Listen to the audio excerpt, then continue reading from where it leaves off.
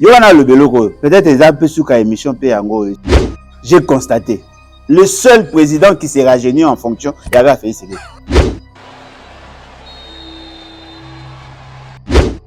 et proclamé provisoirement élu président de la République démocratique du Congo, Monsieur Tshisekedi Tshilombo.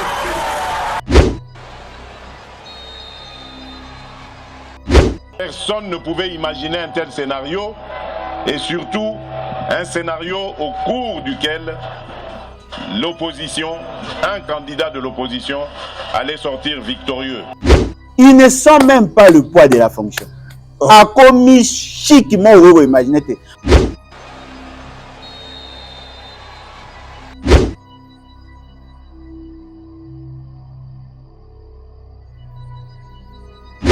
Pour se commis bien, a commis jeune, a commis élégant. Mais comment ça se fait que tu viens de passer 7 ans en fonction au commis qui tourne au collègue non il y a na beaucoup. Et là en sens temps Obama a vieilli, Abimi Mukolo, Nani Macron est de ma génération. On a le même âge que Macron. Macron a vieilli.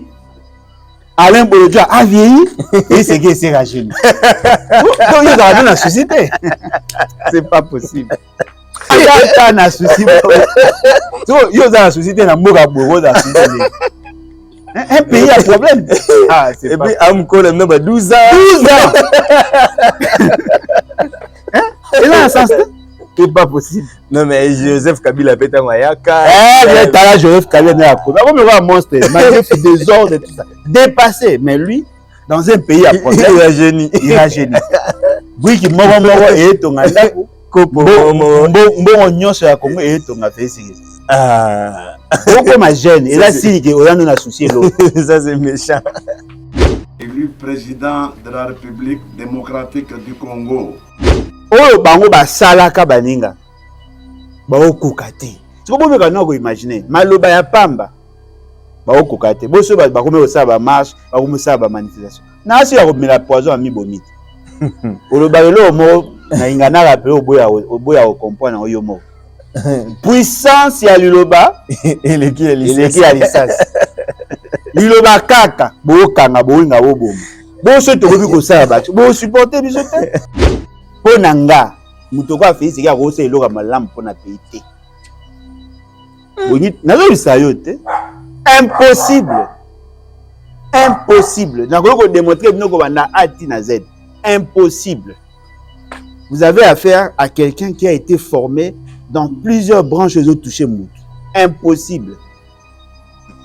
Azo bisayo ata soki botielier tous les génies du monde. Ata soki botielier nyonso, même les hommes les plus spirituels botiebo. Tant qu'il n'aura pas les prédispositions pour être un leader, il ne fera rien. Félix Tshisekedi a pris beaucoup de décisions qui ont échoué. Comme programme à 100 jours, programme à 145 territoires, programme Tchilegelou, la soi-disant réforme de l'armée. Kinshasa 0 trou. Kinshasa 0 trou. Kinshasa Bopeto, Kinshasa Saïté, Kinshasa Nyoso. Tout le programme qu'il a pu initier est échoué. Comment on peut avoir 85% de pauvres dans un pays et un président prétend être bien? Vous êtes ridicule. Ridicule. Soda zo somba botine na ye na tombola. Teni armée, ba koma ko sa dotation na ba saut d'humeur, ba opona bilongi, na ba forme ya batu. Bato ba garde ya bakozi ba pesi bango dotation, bien mokozi ye mo ba pesi mbo ba no somba. Ba wo ba mino siko non, en 2026, toko ba no sa dotation parce que service national engi banda ko tonga ba teni. Mais bino bo ba ki bo somba ba teni bo pesa ba militaire. Alors ngasko no pesa bino sko conseil. Ne ba pesa conseil na bale. Tout le monde Félix. Tous un président discipliné sérieux ou à même commandement et armée pour que toi arrives effectivement à résoudre le problème. Je me pose la ambition présidentielle. Attention, il y a une ambition président. Parce que na légaliste, na démocrate. Ça c'est la belle élection. Mais l'élection nini na mutaboye papa. Démocratie à moi aux démocrates apparemment ba délinquants na ba voyinde ba na possibilité ko ba mbo. Félix Tshisekedi prétend avoir fragilisé l'opposition, mais il se plaint quand même du comportement de l'opposition. Babi. Non, dites-moi, non, dites-moi. Cybercriminalité, on a. Ah, nana Rolanda était ya nera loka fourchette. Bah ça il est pas tout baratou. Ya zanelo tata so Qui pouvait croire il y a 10 ans passés qu'on ben minok bako kangaye facilement boy. Ah. Au moins ba preuve nazo like ça yo. Les caractères criminels et la gouvernance a fait c'est que non mais là na imaginer. Nana question à bolingo até. Nazo sabino.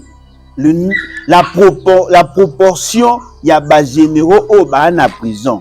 Ba raison au bino boza ko avancer que banga ki ba tenter na vie na ye banga ba sa coup d'état et donc là que ça biso déjà que l'armée n'est plus avec vous. Et ça signe ma bé papa.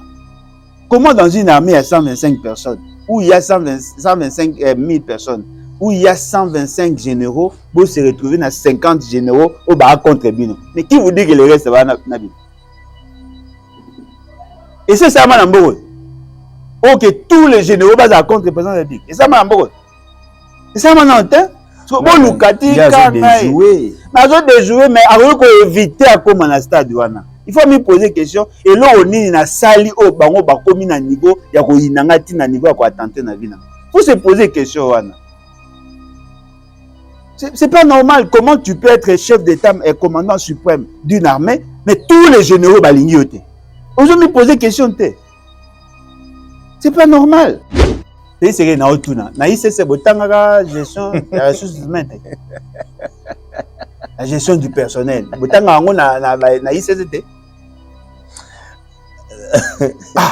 C'est comme ça. Mais quand on imagine, si vous arrivez dans l'équipe de football, on ne comprend pas. Si vous arrivez dans l'équipe de football et que vous avez maltraité capitaine, vous pensez que le reste de l'équipe va se sentir mieux? Chef d'état-major, vous avez humilié, boy. Ah, c'est pas possible. C'est grave. La même manière, ils ont humilié Mbala. Oui, général Mbala. Ouais. Oh, ya Koutaka. Célestin Mbala. Ils ont humilié les restes. Mais au Kanga combien? Qu'est-ce qui fait que les lots bazo Kanga ba généraux belé colonel ça. On dirait poste n'a pas ce résumé. D'après ce que moi j'ai compris, d'après ce qu'eux-mêmes disent, tous les généraux veulent se débarrasser de Félix Tshisekedi. D'après Bango, d'après le Banabangot, Babino, il va attenter na chef, il va bomber chef, il va sa chef coup d'état.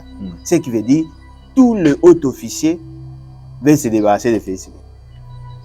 D'après Baldir na Bango. Alors bon, mais on calculer. Si nous avons 125 généraux et qui ont retrouvé avec 50 en prison, vous pensez, d'après vous, il peut survivre pendant combien de temps? Bakangi Chiwe, Babi, Angasa a coup d'état. Bakangi Yaf, Angasa a coup d'état. Bakangi Ndaiwel, Angasa a coup d'état. Bakangi John Tibang, coup d'état. Vous comprenez? C'est-à-dire qu'il y a insécurité partout. L'insécurité, l'insécurité physique, même l'insécurité de l'emploi. Sans respecter la procédure. Les licenciements sans préavis. Dites-moi, qu'est-ce qui va dans ces pays? Qu'est-ce qui va dans ces pays? Il n'y a rien. De cette maille, il y a maille, il y a courant, transport, aucune politique, il y a transport. Et Daniel Bumba a yé Namibeko. Alobi na février le respect du code de la route obligatoire à disposer par agent de l'ordre et belé par Carrefour Union c'est Kinshasa. Voilà pourquoi il dit que c'est un accès. Voilà pourquoi il dit que c'est un moins sérieux. Ba grande artère. Voilà pourquoi il dit que c'est au dévier ba kangi. Voilà pourquoi yo bi na ba grandes artères na ba grande na ba Carrefour. Mais la violation le respect à code de la route. Ils ont la carte à Carrefour. Vous savez qu'on viole le code de la route avant comme à Carrefour. Oui. Après, il y a un Carrefour, ça est semblant. Bon, bah, tu sais qu'on a bagans. Pour mes amis, il y a un ça, ok. Mamba Oloba, il ne peut jamais être sérieux. Monsieur, il y a combien de grands acteurs? Il y a combien de Carrefour? Il faudrait, je crois, 22 Carrefour. 22. Il faudrait déployer combien de personnes, s'il vous plaît? Combien? Vous voyez le coût par personne, déjà combien? Par jour, par mois, par an? Pour que cette mesure-là ait s'appliquer, Et je sais que ça a combien d'années? Yo, ça a mandat combien? Mouto a rien à Simano à Koutani. Mécanisme Yoche, la stratégie Yoche, le procédé Yoche pour résoudre ces problèmes-là. Pour na yo, et pour résoudre le problème. Dans un exemple, exemple match Sénégal-Maroc. Match est bête. Bah, bien justice. L'entraîneur décide de boycotter le match. Si on boycotter le match, il y a des conséquences. Sanction. Il y a sanctionné, il y a pas perdre par forfait. Ouais. Alors que le match est 0-0. Qu'est-ce qui s'est passé? Un joueur sénégalais a marqué. Non, a décidé à lever le ton, a réussi à jouer. Revenez. Nous allons nous battre comme des hommes. Voilà.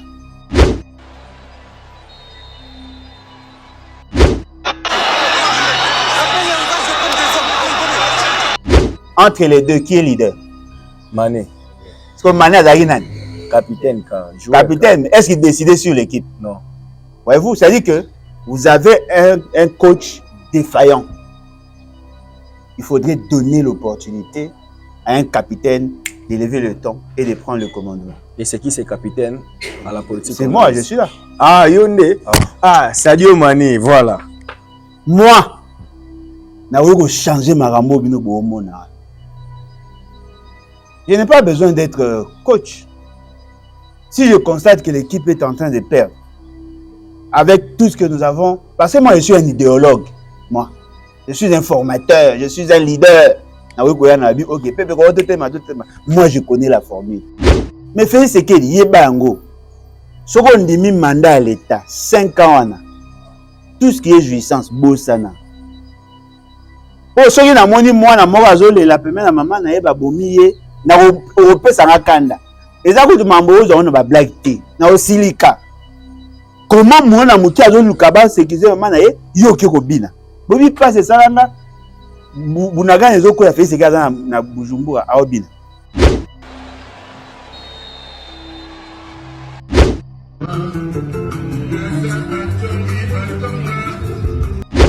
Ça n'a pas si ma casse.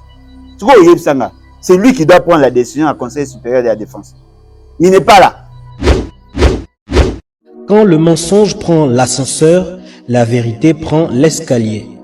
On a promis, on va donner les jeeps aux députés. Il y aura des jeeps.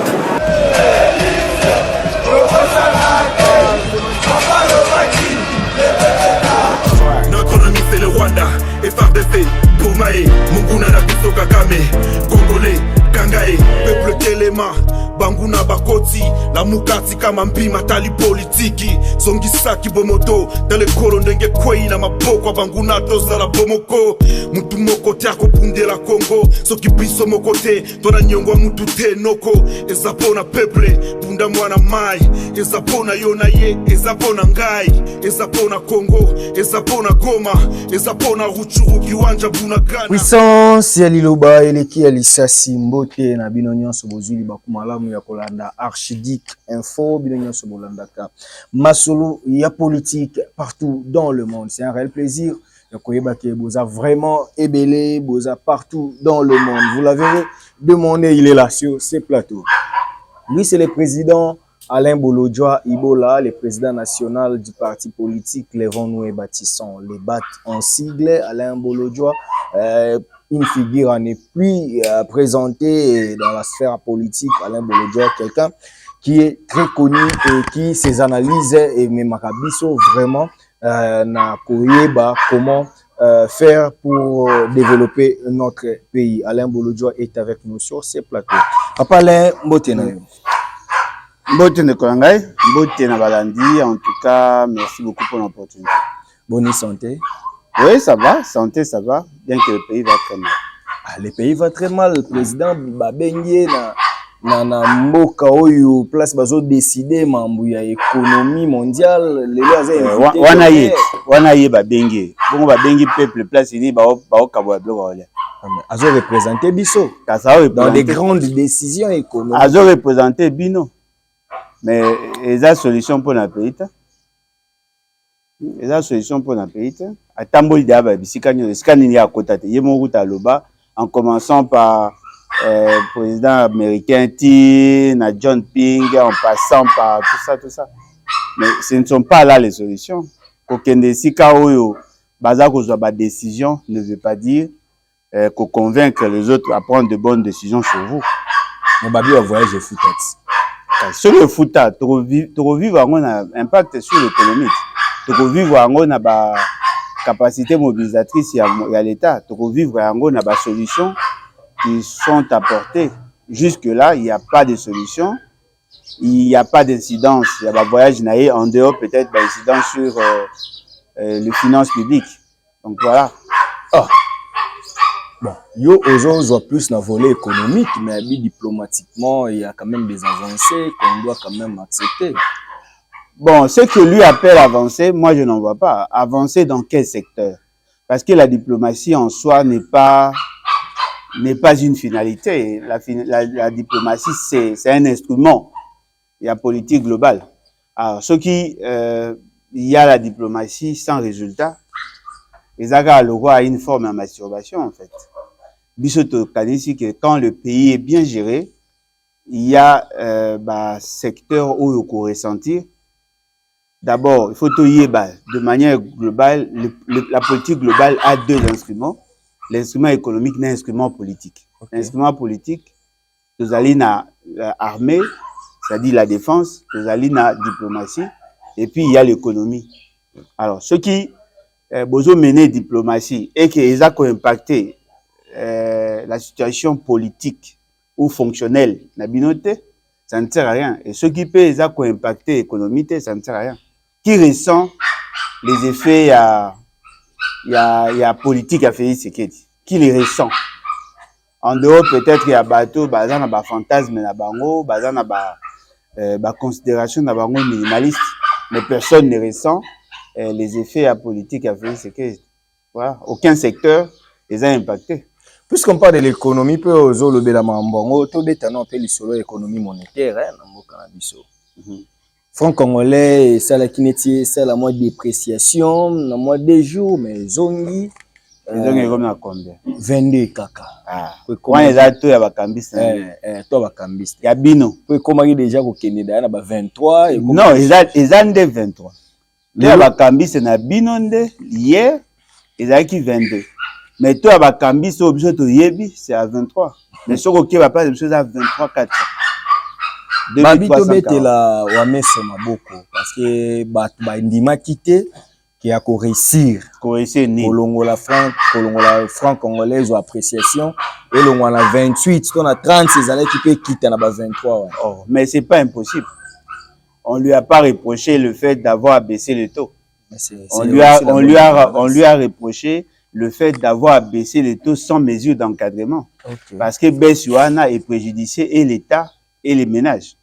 Et là où le baki on a compris ni ça les fois on comprend baisser les taux ce n'est pas interdit.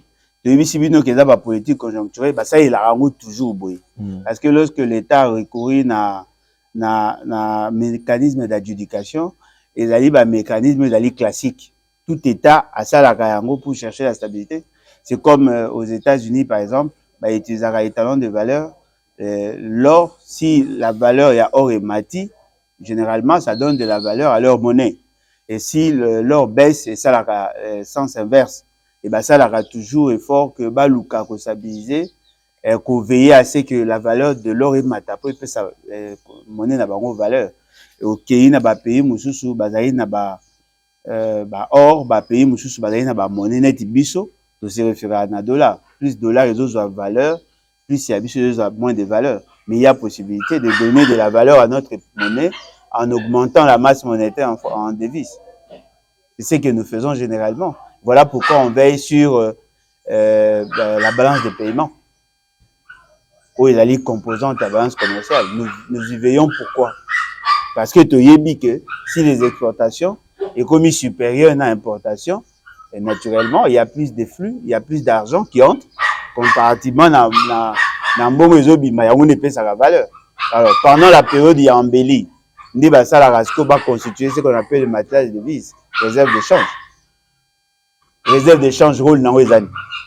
C'est il y a quoi injecter en gros pendant que le pays est dans une situation de crise monétaire. Donc il n'y a rien d'extraordinaire. Mais le mal maintenant, ça n'a pas été encadré. Ça a des effets pervers sur l'économie des ménages, ça a des effets sur l'économie de l'État. Parce que n'oubliez pas que l'État, c'est aussi un agent économique. Ouais. Aza mutu oyo, aza na besoin de ressources, aza mutu pas épargnac. Mais ceux qui déjà décision contradictoire et zoami, naturellement, ça peut avoir des effets sur le reste. Aujourd'hui, l'État congolais a commis une situation de cessation des paiements parce que justement, ils n'ont pas su encadrer leurs décisions.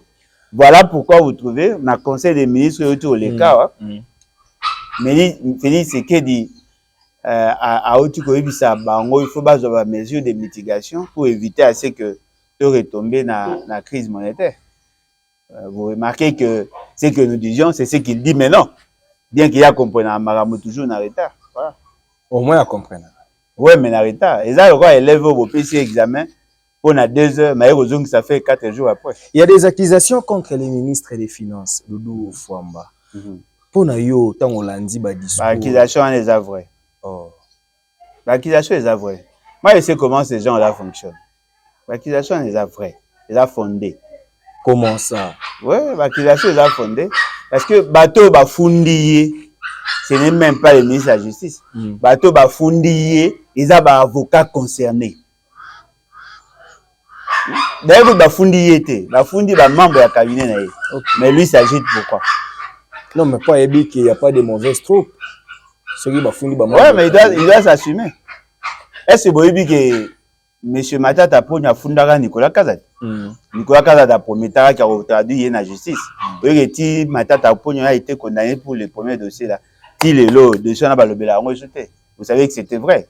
Au moins une coïncidence. Moi qui a 40%. Moi qui a dit, personne n'a porté plainte.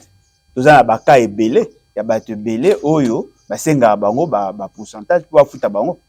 Et pour preuve, na été ata nga moronde nazawa, nga moro, na famille nanga. Il y en a des créances. Hein? Oyo, senga biso, foutre bato mbongo, pour foutre biso. Et là, on a évité. Donc, c'est là, 50 millions, mais il faut signer 50 millions, mais aussi 30 millions. C'est comme ça qu'ils procèdent. Ça, au pays, ils auront problème mingi na niveau de ministère finance. Beaucoup d'en hors de paiement, beaucoup d'en DTO, mais pour na hors de paiement informatisé, il y a un des qu'il faut pourcentage pourcentage. Avocat wana, avocat ni. Oh, bazan a problème. Avocat de la République. Alors, ceux qui sont avocats de la République, après ça qui d'ailleurs la décision à commettre ma dossier à la justice est selon la maquis par la présidence de la République. Okay. C'est peut-être là où les gens n'ont pas compris. Ça a été débattu. Le réservé copie à Félix Tshisekedi. Les avocats ont écrit réservé copie à Félix Tshisekedi, Tindeli ministre de la Justice. Quand lui reçoit la lettre à Monique, élément élément de preuve yango. Alors que la décision a été prise pour foutre bango. C'est comme ça que le ministre de la Justice a mis dossier à niveau de la procureur général pour que le procureur général a fondé le dossier. Attends comment ça s'est fait parce que les plaignants, ce n'est pas la République qui se plaint, ce sont les avocats. Ouais. Et ça, honoré, moi, j'ai suivi la agitation. Je sais comment ces gens-là fonctionnent. Si se sentent attaqués, s'ils commettent par exemple les bourdes, recruter un groupe de gens, communiquer en leur faveur. En ce moment-là, dans l'opinion, ils sont innocents, alors qu'en réalité, ils sont coupables. Et puis, sur l'agitation qu'il y a, bateau baza cité, les gens incriminés là, bien qu'ils vont bénéficier de la présomption d'innocence. Bateau baza cité, apparemment, ils n'ont pas le moyen de financer le système de communication qu'ils ont mis en place. Ok. Au senti que les gens sont engagés. Et ce qui est surprenant, les alliés, bateau baza ko s'acharner contre ministre ya finance baza kolinga ba détruire ministre ya finance pasala musala malamu makoki kosala musala malamu ali IDPS ya makasi yoka ba considération na ba po asala musala libota epakebo taza nzoba po alesaka bango ti siko pour le reste so asala musala malamu ya yebite ndenge ni ke ba avocat de la République ne sont pas payés so asala musala malamu beaucoup misaka batu par rapport à ba avantage au bino botiraka na bango beaucoup misaka batu te parce que vous êtes convaincus et d'ailleurs l'essentiel ya bato ba kumisaka bato ba yebi pe domaine on peut bien te ezaka lo wa mutu moko yebine balamba afumba te okokuta fumba moko balamba ya ndenge mbala liboso lia fumba ngo ezaka kitoko alamba kitoko lobaka ke na sepeli na fumbu alambi oloba te ke alamba kitoko po yo yebine balamba afumba te. Comment vous allez parler des finances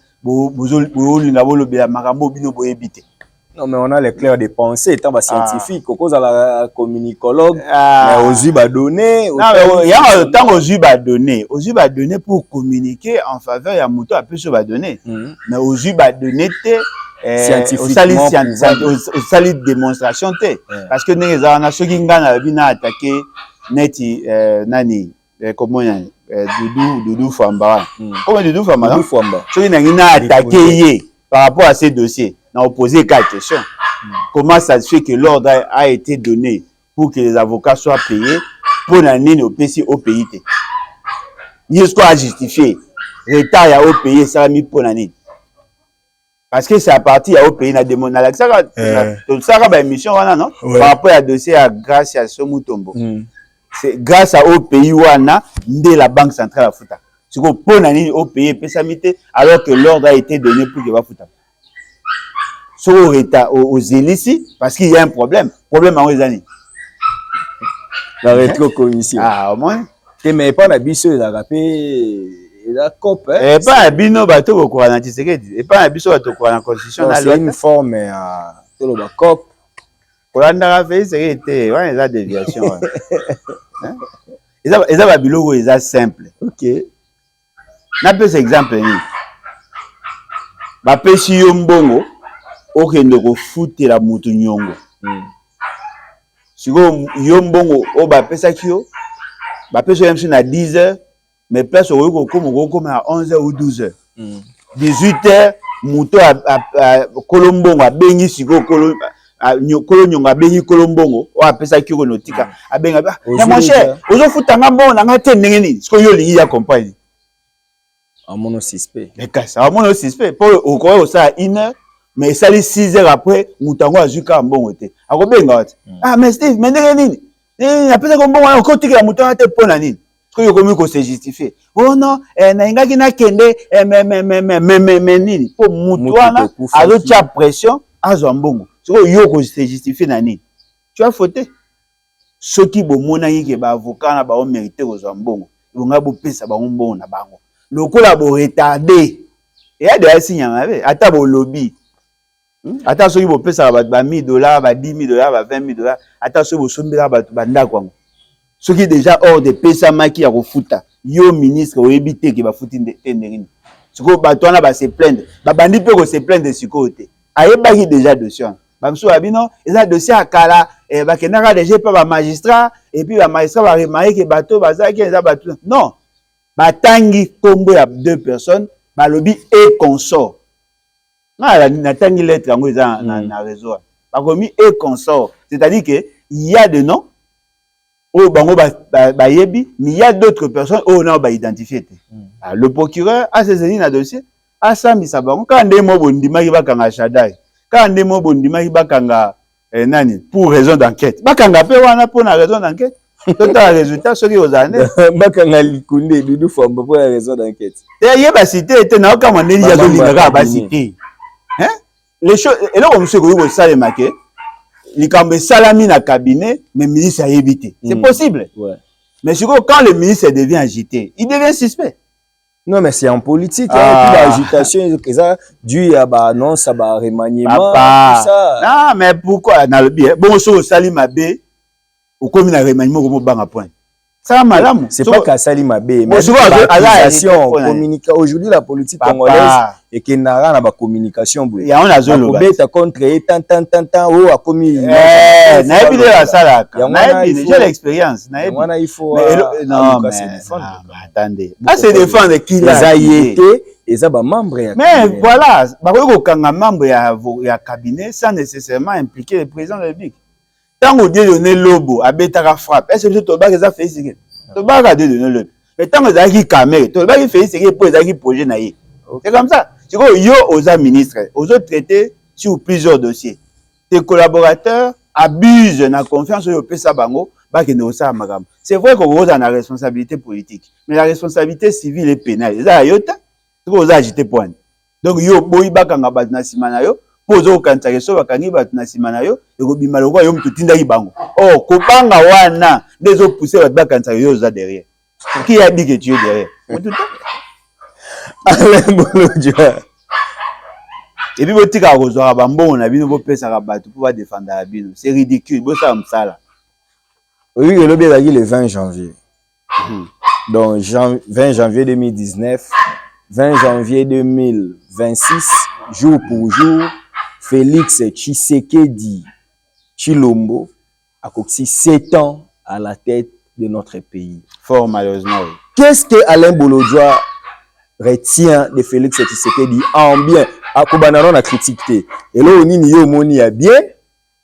Pendant les 7 ans, Tshisekedi à la tête de la RDC et puis on a critiqué. Et là, on a maman. En bien, c'est-à-dire, oui, madame Abongissi. En bien? Oui. Non, mon ara famille hein. Pour famille bien situation bazara na on bibande zara compliqué. Mais lelo ba komi na ba mbongo na mona ba msuna ba finga ba babola la menace à bateau. C'est ce que moi je vois en bien. C'est-à-dire que moi neto za top africain. Ceux qui ndeko moko azui hein abongisi pe famille aza mutema mabete quoi. Contrairement ba msuna bazara ceux qui azui ye moko il faut angonza maye moko anganza mayemo mais ye moi azolia na famille okuna koza moi entreprise okuna zuma carré minier okuna zuma azolia mais pas si ka après ça mbongo na yete mbongo aleta on a moni a bien sociologiquement yango wana ya mabe ya mabe belé bon en fait eza mabe te kaka po eza Félix Tshisekedi mais eza mabe na mutu nyonso. OK. Omoni le Congolais en règle générale va commettre une grande erreur. Erreur va commettre ezani. Soki mutaye akuti un problème. Directement, il commence à chercher à trouver des solutions que lui considère comme solutions. Mais très souvent, ces solutions-là, elles ont la solution, on a bien un compromis aspirine. La solution est qu'on résout le problème T. Et ce qu'il arrive, il trouve qu'il y a un problème, il y a éducation. C'est un problème qui était connu de tout le monde. C'est-à-dire, la qualité de l'éducation est au rabais. L'essentiel, il y a bana. Mingi bazaki na déperdition scolaire. Il y avait un problème d'accessibilité à l'école. Il y avait un problème de distanciation à l'école entre les lieux de résidence et Sika école. Il arrive, il prend Willy Bakonga. Willy Bakonga, d'abord, la personne qui a commencé à concevoir la stratégie à mise en œuvre de la gratuité d'enseignement, c'était Nani. Non, qui non, gratuité d'enseignement à la Kabila T. OK. Oh, à cela qui a Kabila Félix, c'est qu'ils allaient Okunji, Emery. Ouais, Emery, honorable. C'est lui qui faisait l'intérim. Il y a ministre, il y a EPST. OK. Azui a sali évaluation, bazui 2,6 millions. Et bon, maintenant, ce que ba luka moyen. L'État congolais n'était pas prêt à cofinancer Mbongwa. Alors, qu'est-ce qu'il fait? Il nous lance quand même dans la gratuité. Si vous avez un bateau, vous avez un bateau, vous avez un système d'enseignement. Pour un bango, bazo kanisa que la gratuité est une solution au problème de l'éducation. Non. la gratuité n'est pas une solution au problème de l'éducation. Parce que le problème de l'éducation est d'abord quantitatif et qualitatif. C'est d'abord qualitatif. C'est le système d'enseignement qui a problème. Parce que l'inadéquation qu'il y a entre les visées de développement et le système d'enseignement, c'est ce qui justifie la situation de pauvreté. Il fallait maintenant entrer en profondeur, qu'on y ait les raisons fondamentales, que l'homme congolais ne soit pas formé selon la demande internationale. Parce que nous sommes sujets du droit international aussi. Il y avait un autre problème. Et le problème, il y a distance entre les lieux de résidence et tout ça. Selon la norme Nabiso, une école primaire ne peut pas être au-delà de 3 km. Il y a lieu de résidence, il y a moins dans la primaire. Okay. Il fallait maintenant créer les conditions pour écourter la distance. Il y a 14 km, 8 km, aller-retour. Qu'est-ce qu'ils ont fait? Ils ont créé des écoles. Plus de 3200 et plus de 32 000 écoles. Oh, on va créer. Et ainsi de suite. Ils créent des écoles.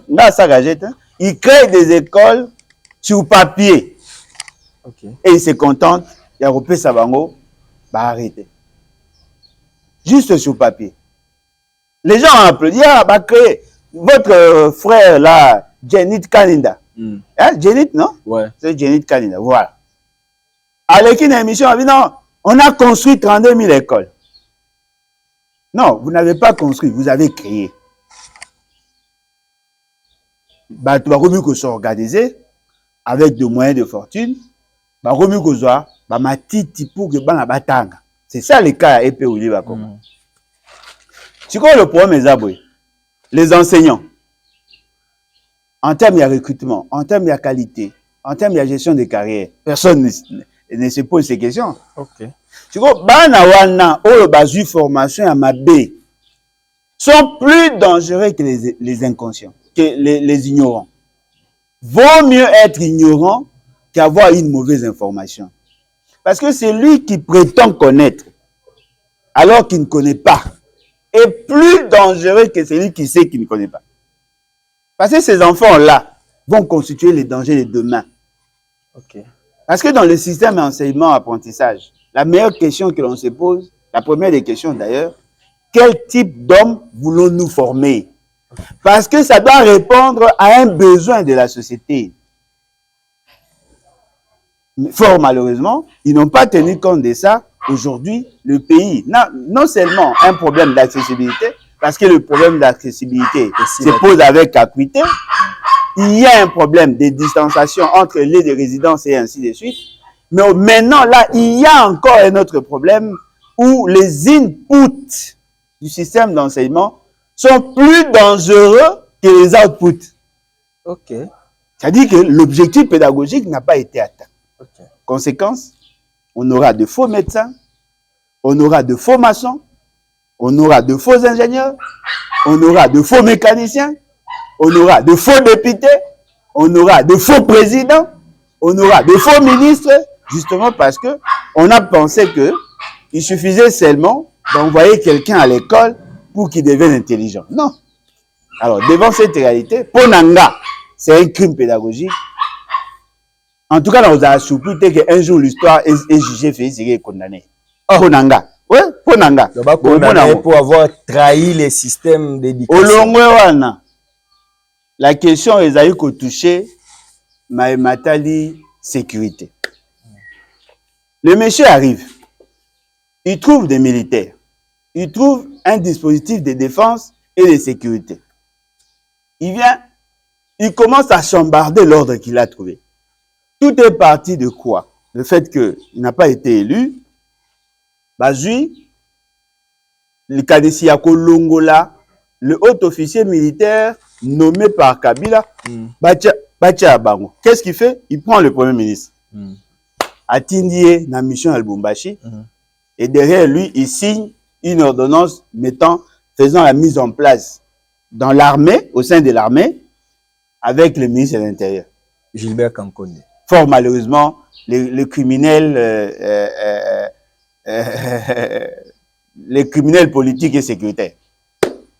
C'est lui qui a amené les AFC M23. C'est pas lui le meilleur. C'est lui qui a amené. C'est lui qui a amené ma papa. C'est lui qui a amené AFC M23. Il a entretenu pendant 14 mois. C'est ici que AFC M23 et ça les résurgences. C'est lui qui a créé les deux corps. Même Marambo,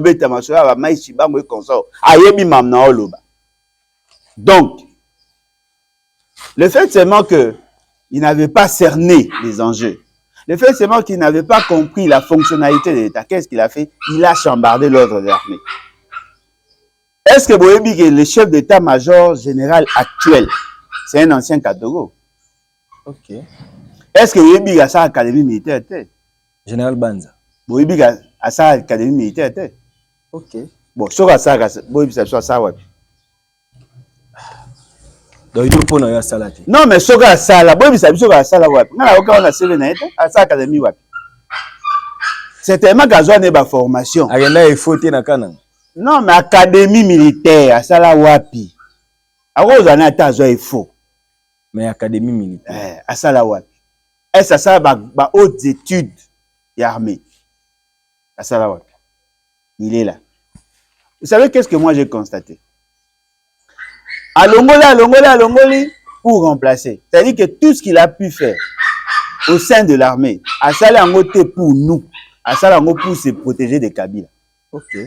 Conséquence aujourd'hui, on ne maîtrise rien sur la question de la défense. Toyebi, ni besoin en armée, Toyebi, ni ce que nous avons, les disponibles, Toyebi même pas le procédé pour corriger, couvrir les gaps qu'il y a. Et aujourd'hui, l'armée est en train de battre de l'aile. Malamogo, toute la défense Nabiso est comme incertaine. L'État n'est pas en mesure de nous sécuriser tel que nous vivons là. L'État est capable de nous sécuriser. Il détruit la police. Qu'est-ce qui a été fait? Quelle est la demande? Quelle est l'offre? Quel est le dispositif? Il y a fonctionnalité. Personne ne maîtrise quoi que ce soit. Vous voyez tous ces éléments-là, ça concourt na avancé, il y a bateau bomu na ba kuyaku et le quoi ba M23 et ainsi de suite. Ok, dans le social. Il a créé plus d'inégalités qu'avant. Aujourd'hui, le Congolais pauvre devient de plus en plus pauvre. Vous imaginez, changer le seuil de pauvreté. Où ils ont cas de 1 $ par jour par personne. Comme ça, en mode de 2. Tolongwa, Tokoma pratiquement de 71,34%. À l'époque, il y a Kabila. Aujourd'hui, la profondeur de la pauvreté est estimée à 85%. C'est-à-dire 85% de Congolais vivant au Congo. Pauvre. 85%. En février, à SMIC, ils ont comme 21 000 francs. 21 000. Bongo, le boucher, il y a combien? Il y a 7. Il y a 5 $. Appliqué en Ouad. Parce que là, on est à la loi des finances. Un Congolais peut vivre moins par jour à 10 $.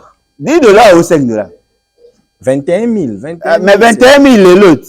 N'est pas commis à papier. Et voilà, on a 5 $. Appliqué en Ouad.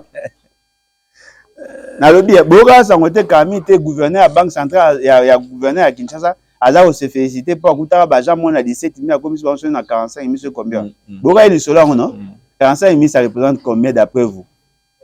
20 $. Parce 20 $ divisé par 30 ça fait combien? Bateau bazo sala na assainissement na Kinshasa bazora 105 000. Ce qu'on a 105 000 ce qu'on divisé en dollars ça fait combien? C'est pratiquement dans les 45 $, non? Ce qu'on vit en haut, divisé par 30, ça fait combien? 1,5 $ par jour. Parce qu'un travailleur est supposé être mature, majeur. C'est-à-dire qu'il peut être parent. Moi, si moko, ce qu'on a le quoi abisso, minimum, banamisat. Ce qu'on vit 5 $. Au divisé par 5, ça fait 1 $ par jour. 1 $, il a combien? 2300. Tout un calcul simple. ya bio non ya olia na tongo de bandi dentifrice compliqué so sombi dentifrice ya moins bien c'est 3000 francs so ko ça lango 1 mois ça dit que bois 5 bon ça la dentifrice il y a 3000 francs prenons 3000 francs on a tout divisé par 30 ça fait 100 francs il y a dentifrice il y a bino 5 OK na savon il y a oskwa bilamba il y a nzoto savon ya nzoto il y a 5 pour na 5 personnes il faut besoin au moins 2 savons soki bo ça il a ba ça so ça il a ba 2 savons la 2 savons wana moko nango déjà ba 1500 ça fait 3000 le bon na 100 francs ça fait 200 francs par chacun savon ya osukula OK na savon oskwa bilamba wala kutu grave ça dépend la qualité à mabele na mobulu ya bana pour bana msuba skola yango bilamba chaque jour pour vous dépenser 1000 francs ya savon chaque jour wana ezaka savon to longwe to so maramai bidon ya mai to so ma 1000 francs 1500 tu peux me imaginer na ndako ya 5 personnes comme ça sombisio petit au poto kama ina to utiliser 3 à 5 bidons par jour ça fait 7500 tu te diviser en de multiplier en par te diviser en par 5 ça nous fait pratiquement 2500 chacun donc comme il y a 3000 francs na mutu moko na otoke na dépense musote to longo wana to kotina ti lipa 500 francs miliki ya 300 ça fait 800 aujourd'hui à 200 ça fait 1000 francs et au moins le mbongo na bino bo foutre la bateau et un mbongo ya komela ti et un mbongo est bo bengo SMIC le SMIC se calcule par rapport au coût de la vie le SMIC ne se calcule pas la mitou na bino non tout na fait c'est que yebisa nonga est-ce que ta téléphone na yo par jour dépense moins de 5 $? Mon petit famille, papa mon colo, au paye 5 $, vous avez un béton mabo. Vous avez un peu blague bendel. Non, déjà si on paye quelqu'un 200, sur ba fouti mutu 300 $, c'est que baby ka reçoit 10 $ par jour. Non, si on fouti mutu 300, fouti mutu 10 $ par jour, a reçoit 300 $ par jour. Attention, l'État a calculé à dimanche. Voilà, a calculé à dimanche. A calculé à dimanche, à l'ongo la paix samedi. Ouais, tu as 5. Donc, vous avez pratiquement 22 jours. Casse. Donc, on peut savoir 220 $. Tu connais 220 $. Loyer. Ndaku ya moins cher. Oh, oui, joie. Mais si ka batu ba ko mona ko fandi. Ndaku ya moins cher. Ils ont un studio. Studio à moins cher, ce qui est moins cher, ma casse, et vous avez 20 $. 20 $. Oh, grave les années. Ce que vous avez 20 $. Il faut mettre à ma au moins 7 km pour la moto. Aux moto, au bimi, au keikuna, et transport, et les motos à 500 $. Pour il y a transport, ils passent. Est-ce que vous aurez attendre au calculer de l'eau? Moi, je suis pouvoir. On va commencer à payer les gens au prorata à productivité na bango. Chaque année, il y aura un accroissement au moins de taux de croissance économique. Ce qui taux de croissance est de 3%, on vous ajoutera 3% chaque année pour stimuler davantage. On va réduire les inégalités entre les pays et les autres. Parce que vous êtes président de la République. Si vous avez 2 millions de $, le mois, si vous êtes incapable de vous foutre 200 $.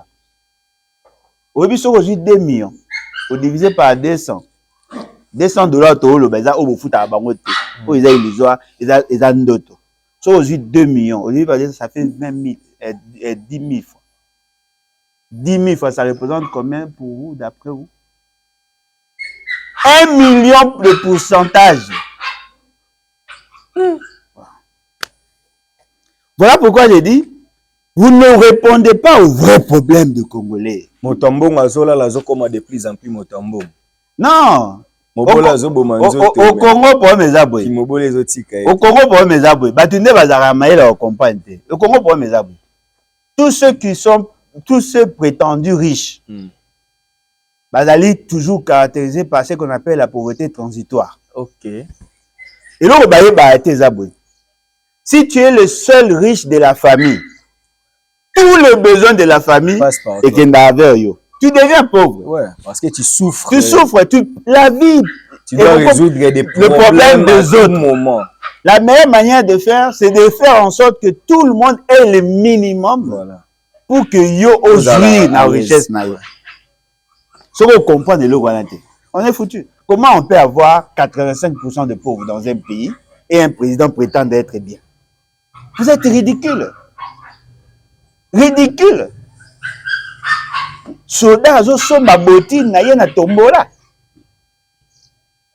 Teni armée, ba koma ko la dotation na ba saut d'humeur, ba opona bilongi, na ba forme ya batu, bato ba garde ya ba kozi, ba pesi ba dotation, be mokozi ye mo ba pesi mbo ba no somba.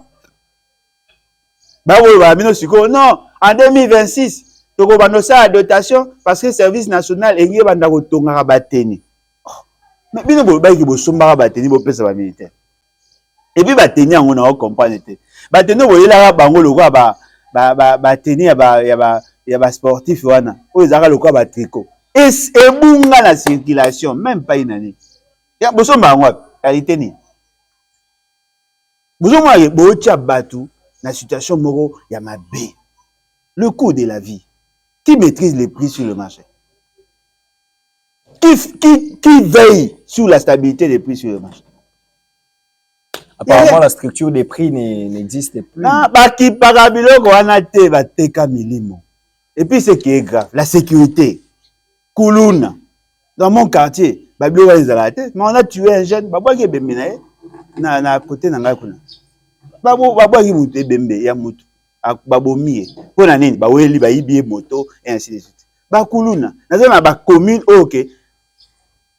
Population à lembi net na kisenso na ba audio ba photo kisenso population à lembi c'est qui est grave le force du progrès ba bomi un jeune ya quartier ba bomi ba beti ya kufi sur place ba j'aime sou ba siki ba komi kolanda la police a pekisi ba jeune balanda na tiki ba force du progrès ba.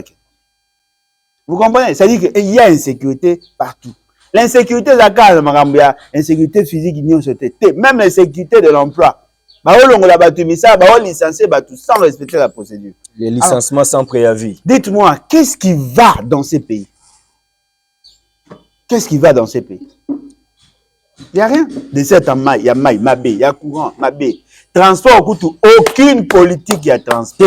Daniel Bumba aye na Mibeku. Alobi na février awa. Le respect à code de la route obligatoire à disposer et agent de l'ordre ébélé par Carrefour Union Kinshasa. Voilà pourquoi il dit que c'est un accès. Voilà pourquoi il dit que c'est un moins sérieux. Ba grande artère. Voilà pourquoi il dit que c'est au dévier ba kangi. Voilà pourquoi yo bi na ba grandes artères na ba grande na ba Carrefour.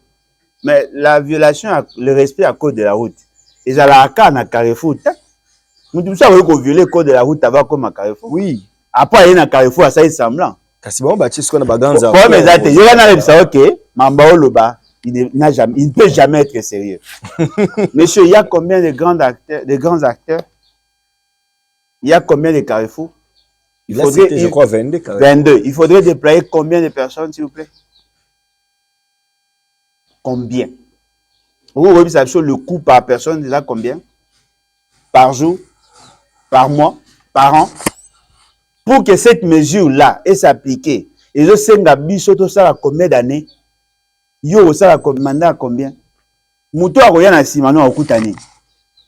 Mécanisme Yoche, la stratégie Yoche, le procédé Yoche pour résoudre ces problèmes-là. Pour na yo, et pour résoudre les problèmes. On les a le roi Moutaza, à choc bazu ba pakoli je bon peu pour ma douleur pour match continuer. Mais après, et Rozonga, c'est ridicule. Dans d'autres pays, le lot, batia ba fait la signalisation, le lot, batia ba flash. Quand Mouta violé, atta ceux qui policiers azaté, ou violé quand ba monom ba mo à partir ba radar na bango, paf. Akangi maman plaque na mbala moko au foot amende. Côté ozo kendo ato kei na yo au foot amende. Là, on respecte le code de la route. Comment? Non, dites-moi, l'omniprésence yango ya batongo kozandeni. Kinshasa wap oyo à 10 000 km, 10 000 km carrés. Au sandé. Bah, on a beaucoup de corruption. Yango na zolo bate po oyebi na ba kozwa combien te oyebi ne ba fonctionner. Alors dites-moi bato yo bakisi siko ba uti wapi? Eza banani bato bakanga ba mota o bata service à transport o ba boto la bato moto ba négocier ba pesa ba mbona na kanyaka ba bazui ba bimi batiki moto. Bon ça là ba policier. Non, au renforcer Kabasé ba ozala omniprésent, ba ozala partout. Est-ce que bangonde ba centre, bato ça à cause de la route?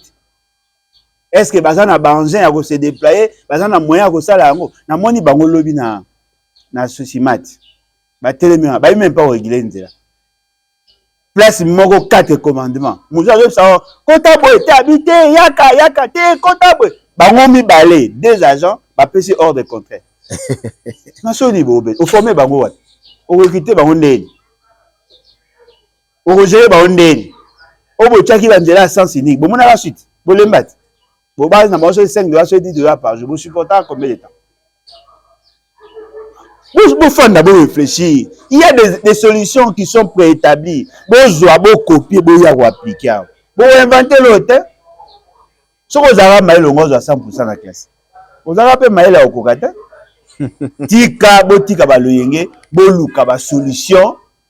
Oyo, est réalisable. Ba solution, boebi qui vous a pérenne. Arrêtez de nous amener des solutions cosmétiques. Ça ne sert à rien. Qui n'est pas bon? Moi, est-ce qu'on a un imaki n'est bon? Ceux qui balongent, ils battent des déchets au pouvoir.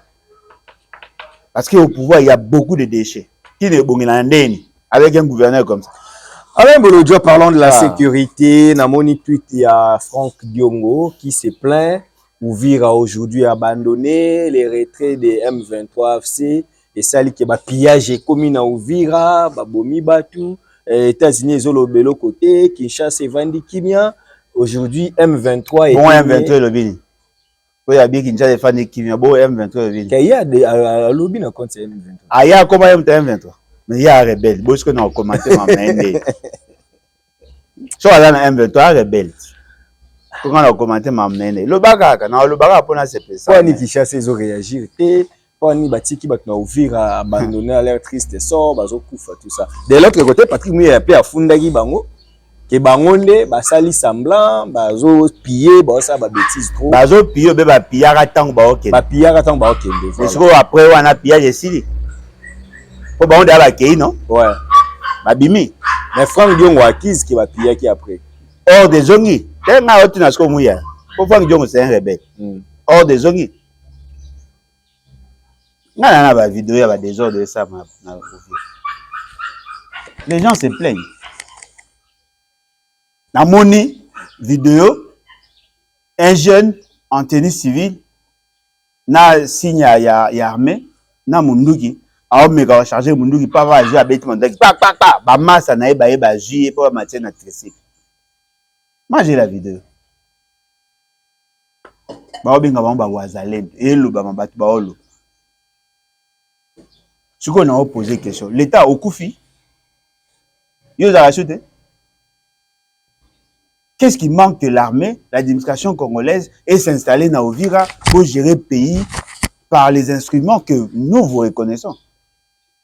Bawazalen de Bolobi, Baza Batunabiso, Yobazo Bunda pour l'intégrité territoriale, mais pas pour la gestion des entités. Ok. Tout ça sérieux. Pour on a Congo Bolinga la vérité. Bango Bao Bunda, pour on défendre l'intégrité territoriale d'après ce que vous dites. Sont-ils spécialisés en matière de gestion à la cité? Non, non. Alors, ce qu'on peut dire, c'est que responsabilité, qui n'a pas gestion en titre.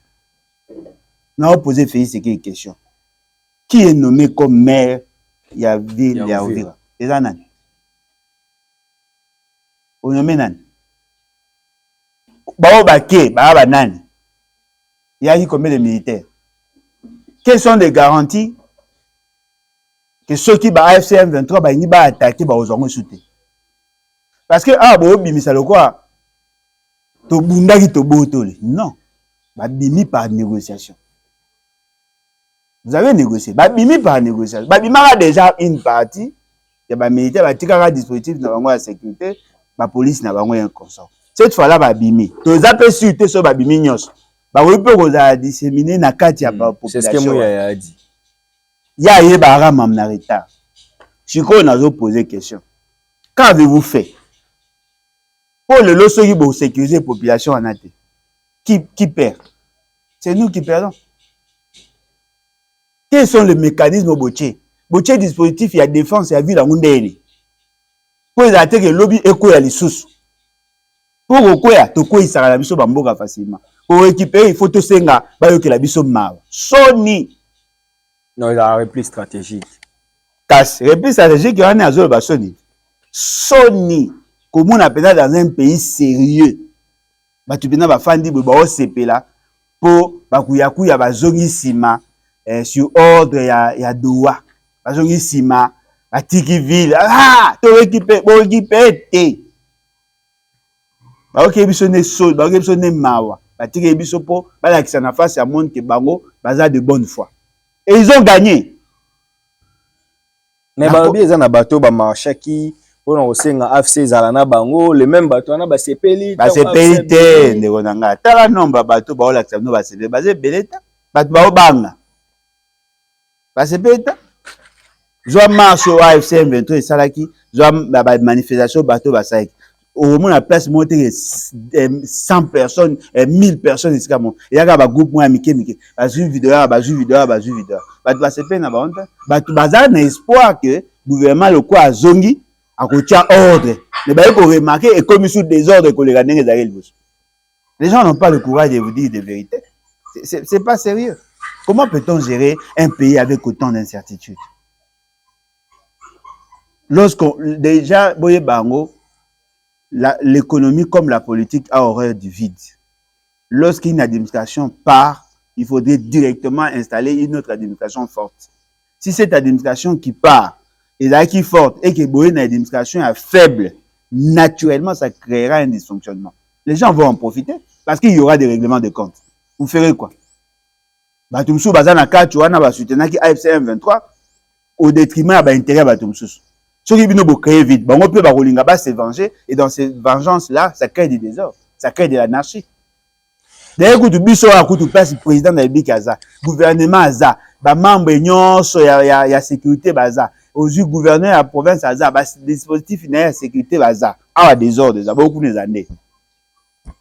Mais j'avais suivi honorable Steve. Ah, ngane na boy mama ba honorable na. Mais il est député national. Bon, député veut dire honorable. Et na jargon na biso na Congo député honorable. Na position ni ba comment député. Na bina jargon na bina. Kastikaat. Bengo honorable encore est-il honorable? Honorabilité moi je on a. Le député national Steve Mikai au Parlement des étudiants à ABC Batu pour poser quelques questions sur Goma. Abi en tout cas bazela ti joie li solo à Goma on robeta malisusu. Et parce que Goma rozonga mobimba na yango. Par négociation. Abi ayebi ke masolo wana. Kas par négociation. Et bon ça il voilà, to soumis ba équipement, to former ba unité à Sika, to déployer ba tout, to s'organiser pour tout ça la guerre to récupérer. Par négociation. Mais Goma déjà tant beaucoup comme na Goma, boyo ko attaquer pour récupérer Goma. Maman bo ça repli stratégique. Bino mo boyo ko attaquer Goma pour ça repli stratégique. Par négociation. Bon, ça veut dire que nous récupérer par la force na bine zambogani. Et puis Steve Mikai. Azaba Jean Abato, sa communication est ça la ka. Et ça à ça la clin d'œil. Na ba le même discours qu'il a tenu là. Il a tenu aussi à l'époque à Kabila. Ce sont eux qui ont soutenu l'idée que Kabila a ça la forcing à tirer. Mais après, il va changer. Malobanais en valeur. Mbata ba na 2023, to récupérer mboka d'ici décembre, to récupérer mboka tout guerre aussi 2023. L'autre année 2026. Bo ça na bino kuta te lo mote, bo ça so bo to former bata suka ou bo to former na mboka ni. Combien na commandement armé bato ba ça la formation ba académicien ba combien? Puisqu'on parle de ça, aujourd'hui, bato babimisi ba vidéo, ba pesa ko tuna lycée moko, il y a ndeke na bon mo zolia ba fourmi, ndeke kufi ba fourmi ba zolia, c'est pas na moni vidéo ya général Christian Chiwewe Songesha nenge azalaki na commandement ba nommé chef ya MG pembeni ya président ba zui lycée un incompétent moté. C'est la compléter au cas. Ba zui image ndenge ka bato bande kopesa commande ba memi pe ye wana bazo kende kotika ye na prison na ndolo. Ouais. Était ya bino. Eza incompétence pour naïe. Souka trahison pour naïe. Souka na trahison. Il a trahi la patrie, il a trahi la nation. Lui, il était au service de Félix Tshisekedi. Oh. Trahison et moi, non? Na fungana parenthèse mort. Timothée Lenoir. Obini. Naebisa que votre chef d'état-major général, il est incompétent. Il est le fruit à hasard. Colonel, général de brigade, général-major, lieutenant-général, chef d'état-major général, et puis paf, général d'armée. 4 étoiles. Naïf ça que ça fruit à hasard. Au salaba émission, au salaba vidéo, le bolotcha, maman, mais tu ouais. Non, poser question. Aux anaïe, tous en fait. Comment est? Votre plus grand ennemi, c'est le temps. Parce que c'est lui qui vit grâce au mensonge. Souka naïe, à souka kaka, face à l'évidence. Yébaboué. Ce monsieur a été mal désigné, okay. Mal choisi. Au lieu que ça ait une promotion à cause de son histoire. Ok. Critère où va poser la son histoire. Tant que na garde républicaine, tant que la Félix, il a rapporté Félix. Ok. Félix qui a créé une sorte d'empathie. Il a joué à la promotion en garde, pas comme le chef d'état-major général. Tu vois, les militaires sont formés pour y aller à Kadogo. Apparemment, l'armée est à Kadogo. Yav, il y a un diplôme. Général Yav. Oh, à Kangaki a 3 étoiles. Lieutenant général. Il y a un grade académique. Diplômé d'État. Casse. Parce qu'on n'a pas avoir formation d'après bon. Tu vois, c'est-à-dire que Batouana. C'est que Bemba avait raison. Bemba tant a la défense parmi les locaux yo alongole la qui est parce que babi Bemba dérange qui circuit aïba qui na bango armée za raboete azo banda ko revoir ba dossier na bango nyonso bokoma aïba la que ça bango ba kiosis na bango ça lui a coûté aussi départ dans le ministère. Il avait raison. Non mais il pouvait avoir raison mais le comment arriver ne bimi c'est ridicule. Bango nde baza. Vous avez posé ça à spectacle. Je vais travailler avec ceux qui sont là. Ouais. Mais le problème, c'est que je vais former aussi des gens pour nous préparer l'élève. Ok. Tu vois, quand il y a aussi de manière brusque, c'est un domaine sensible. Le président a appris à remarquer que nous préparer les bateaux. Mata. Tant qu'il y a au coma, à Kouti Bata. Bien. Au moins, il y a des tués a été arrêté. Ok.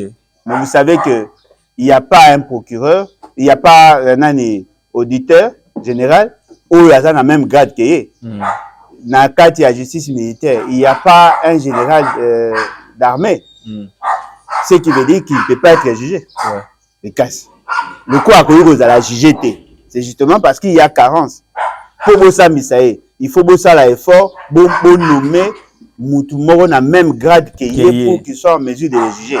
Mais pendant ce temps, à lui couper en prison. Mais Moutoumoro pour nommer Yewana, pour nommer par rapport à quelle prouesse. C'est ça le problème, Yamé. Le texte pose problème. Non, il y a question à texte. Il y a la question que on ne peut pas arrêter un chef, un général d'armée. Sans se rassurer, il y a suite à procédure. On l'a arrêté, mais il n'a pas de juge. Il ne peut pas être jugé. Alors, nous avons une détention préventive. Si nous avons libéré. Si on a une détention préventive, vous violez aussi les principes. Ouais. Il y a délai. Il y a droit de défense. Ouais. Parce que vous caillez, il faut se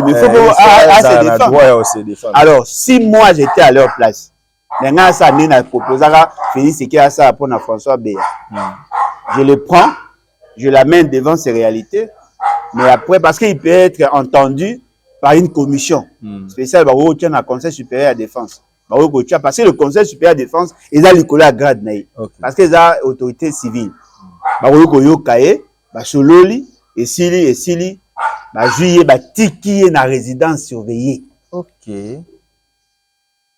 Nga, na résidence surveillée. Et dans la prison, mais nanda on a yo. Ben nanda on a ponelio. Na renforcer sécurité, ba entrer bakota ndenge balingi te sorti bakota te oza na résidence surveillée na je te garde là. Oui pour la nini. En ce moment-là, les restes des militaires se diront oui, nous sommes considérés. C'est vrai qu'il avait fauté, mais au moins on l'a considéré. Mais soyez bon humilié. Tout batunyon so ba oui ba masu anaï. Tous les restes vont se méfier de vous. Malamoko, ça va démoraliser les troupes. C'est ce que na otuna. Na ICC botanga gestion la ressources humaines. La gestion du personnel. Botanga ngo na ICC. C'est comme ça, mais quand on imagine, si vous arrivez dans l'équipe à football, on comprend, si vous arrivez dans l'équipe à football et que vous êtes maltraité capitaine, vous pensez que le reste de l'équipe va se sentir chef d'état-major, vous êtes humilié, boy. Ah, c'est pas possible. C'est grave. La même manière, ils ont humilié Mbala. Oui, général Mbala. Ouais. Oh, ya Koutaka. Célestin Mbala. Ndenge ba humilier Rene, ba zo humilier les restes. Mais au Kanga combien?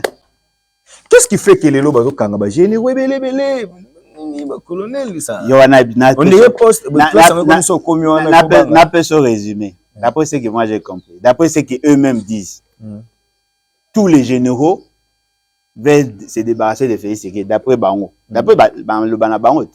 Babino ba ngai ba attenter na chef. Ba nga ba boma chef. Bangaba sa chef coup d'état. Ce qui veut dire tous les hauts officiers veulent se débarrasser de Félix Tshisekedi. D'après Baldir na Bango. Alors bon mécanisme calculé. Si nous avons 125 généraux et qu'on s'est retrouvé avec 50 en prison, vous pensez d'après vous, il peut survivre pendant combien de temps? C'est pas normal. Bon gérer question avec intelligence. Nazo le bango, bo le bango na a défendre be frère na alinga ka ete na na question bolingo ati. Nazo sabino. La proportion ya ba généraux au ba na prison. Ba raison au bino boza ko avancer que banga ki ba tenter na vie na ye banga ba sa coup d'état Et donc la sabiso déjà que l'armée n'est plus avec vous. Et ça signe mabe papa. Comment dans une armée il y a 125 personnes, où il y a 125 000 personnes, où il y a 125 généraux, vous se retrouvez dans 50 généraux au bas contre Bino. Mais qui vous dit que le reste va na Bino?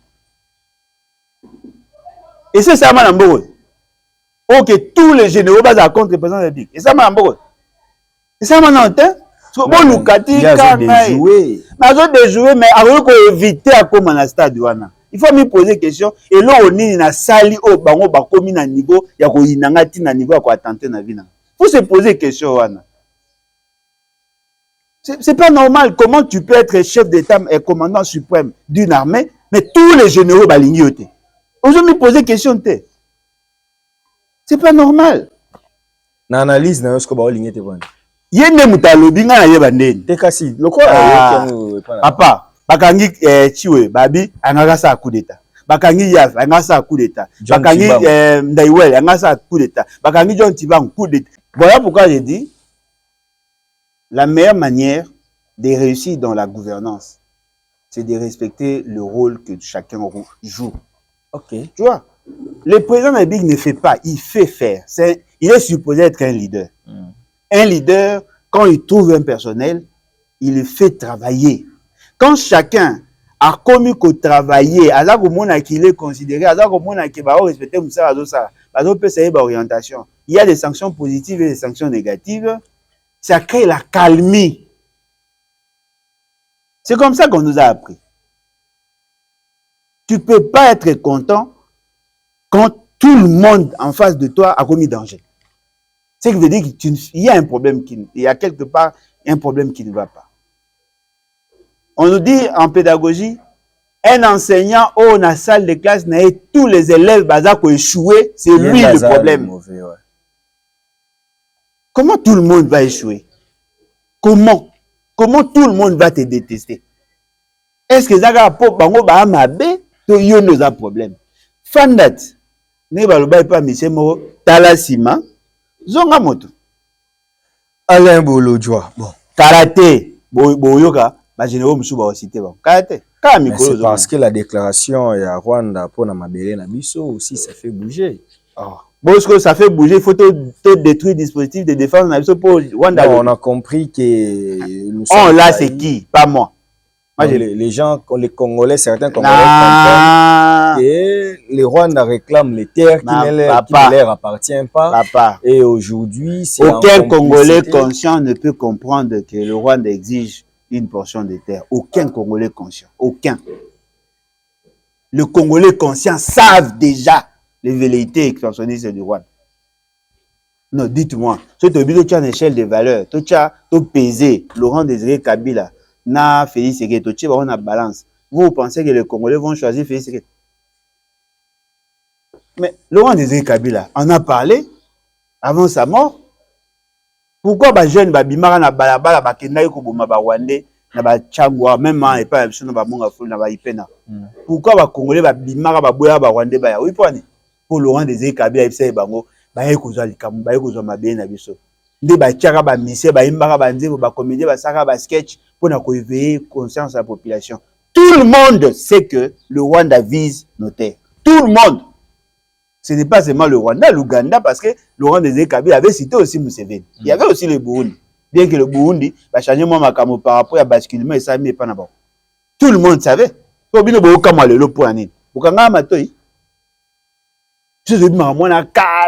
remédier? Il remédie, il faut le faire, c'est que le président sérieux discipliné. C'est clair. Il y a un membre nous avons l'élo. Alors, vous avez depuis Mobutu. Solution ya mwana Legonanga. Nazo Sabino. Nazo exemple nini? Exemple match Sénégal Maroc. Match ebeta. Balo bien justice. L'entraîneur décide ba boycotter match. So ba boycotter match ngé conséquence ngé sanction. Banga sanctionné, banga va perdre par forfait. Par forfait, ouais. Alors que match est 0-0. Qu'est-ce qui s'est passé? Brahim Diaz a raté penalty. Non, mais qu'est-ce qui s'est passé par la suite? Quoi? Raté penalty. Un joueur au Sénégalais a marqué. Non, a décidé. Ah ouais, à lever ton, a ici va jouer, va revenir. Nous allons nous battre comme des hommes. Voilà. Entre les deux, qui est leader? Mané. Parce que Mané a Zaghinan. Capitaine. Capitaine, est-ce qu'il décidait sur l'équipe? Non. Voyez-vous, ça dit que vous avez un coach défaillant. Il faudrait donner l'opportunité à un capitaine d'élever le ton et de prendre le commandement. Et c'est qui ce capitaine à la politique? C'est moi, je suis là. Ah, Yondé. Ah, Sadio Mané, voilà. Moi, je changer ma rambo bino boomona. Je n'ai pas besoin d'être coach. Si je constate que l'équipe est en train de perdre, avec tout ce que nous avons, parce que moi je suis un idéologue, moi, je suis un formateur, je suis un leader. Moi je connais la formule, mais pas si dans ce que les années. Je peux demander aux gens rentrer Tobé Tabale, mais le quoi a décidé que vous n'êtes pas dans la tête. Capitaine nani entraîneur le bara j'ai décidé tout kende tant on perd. Alors là ce qu'on appelle ça nous conseil n'est pas ça conseil na balé tout le monde Félix tous un président discipliné sérieux ou à même commandement et armé pour que toi arriver effectivement il y a qu'on résoudre le problème. Je me pose la ambition présidentielle. Attention, il y a une ambition président. Il y a un parce que il y a légaliste, il y a démocrate. Ça c'est la belle élection. Mais l'élection, il y a un papa.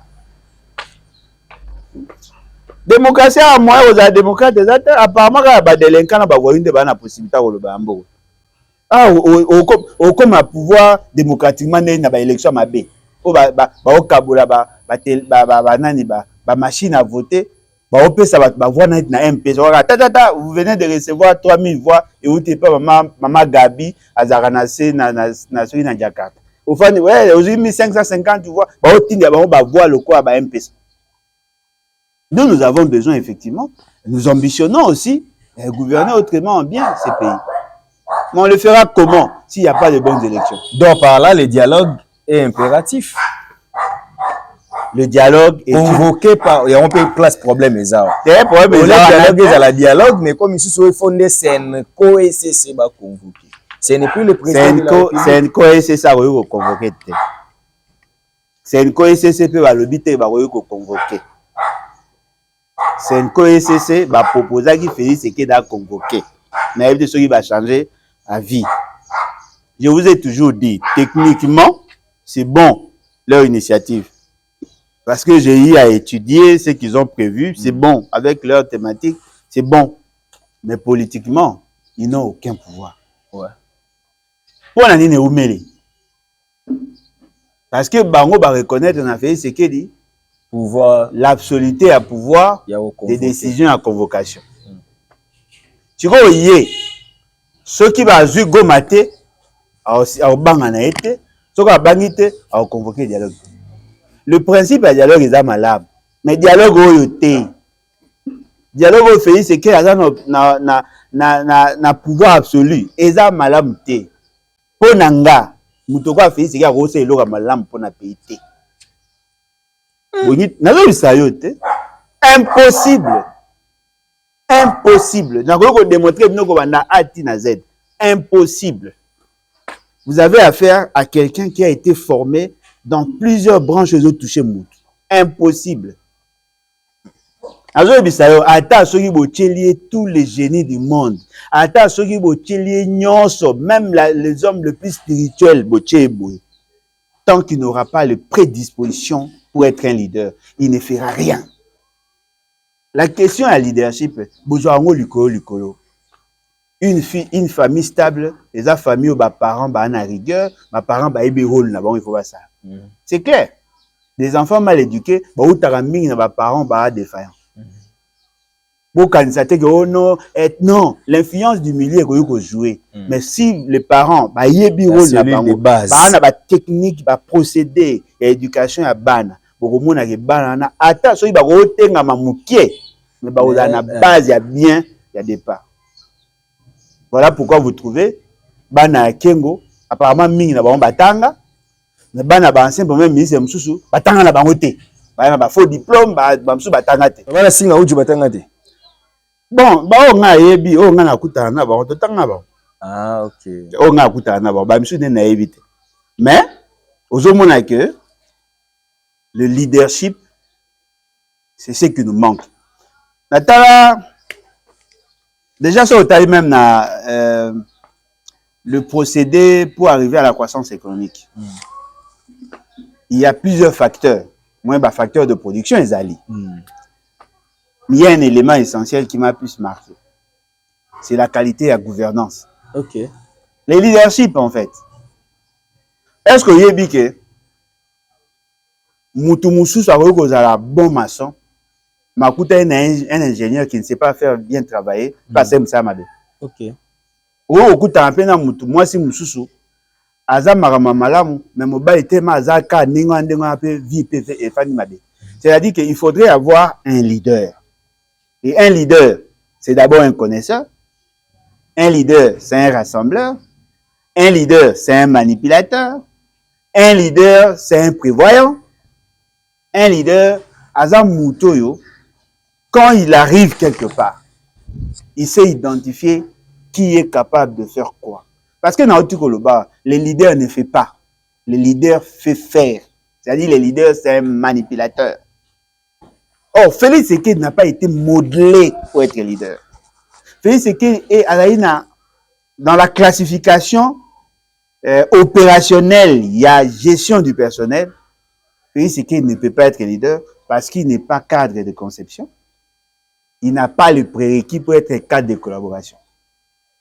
Et pourtant, Bazo accomplir ce que leur père disait, qu'il dépasse au pouvoir, opposition aux Alapenzate. La preuve, aujourd'hui, on voit que la présidence de la République avec Félix Tshisekedi, Botikala Bozo mon avenir que sous Tshisekedi, tout baza normal, sous Tshisekedi, il y a une nouvelle façon de gouverner. La nouvelle façon, les années. Les choses marchent de plus en plus mieux. en République démocratique du Congo, sous Tshisekedi, opposition, et qu'on a organisé une ville morte, aucune marche pacifique. On dirait Félix Tshisekedi dans la domination sur vous, les opposants. Domination. Il domine sur les opposants, mais il ne domine pas sur la fonction. Le Gonanga, Oebi Lelo, Mélenchon, Oebi Le Pen, Oebi tous les opposants au bazar en France. Oebi Sanga va organiser déjà combien de matchs? C'est pas bon, culture année. Mélenchon a tête à caca. Non, on ne connaît pas ces gars-là. Non, mais culture Yanini. Nous parlons politique dans l'État. L'État est une invention d'habitude, c'est une invention là-bas. Ouais. Notre constitution s'inspirera plus dans le français. Dans le monde entier, l'opposition n'organise pas que le marche. L'opposition amène le contre-programme.